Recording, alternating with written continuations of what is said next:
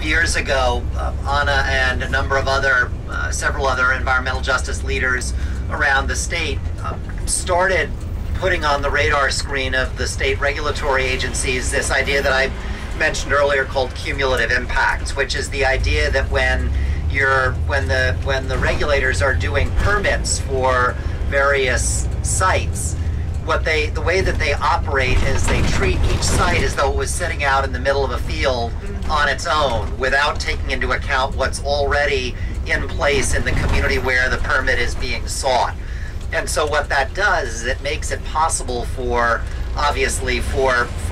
pollution to get located, because the permitting system doesn't function in a manner that recognizes when the cumulative impact on any one community is getting overly burdensome, which obviously it is here in spades.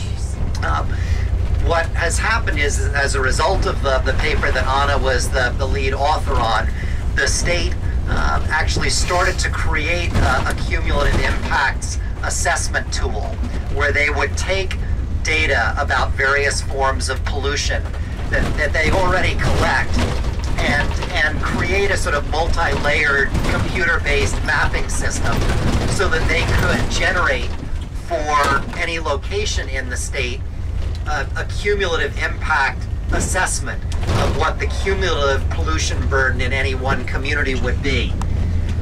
And we've continued to push the state to start making active use of that tool. Because if they were to do that, and if they were really to step up on that, it could potentially make a real difference.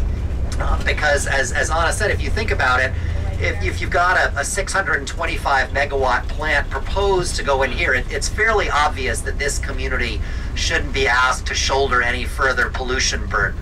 But the current permitting scheme doesn't allow you to get at that. So this idea of cumulative impacts is relatively speaking one of the newer ideas in how to start trying to develop protections for EJ communities. California has started to do some work on it. New Jersey has started to do some work on it, and we're hoping that that'll start to sort of grow more legs so that it gives communities such as the Ironbound, a tool with some teeth in it to work on these issues. But I think it's really important to recognize that sort of concept of cumulative impacts. I mean, it's common sense on the one hand, but it's not the way that the regulatory system currently works.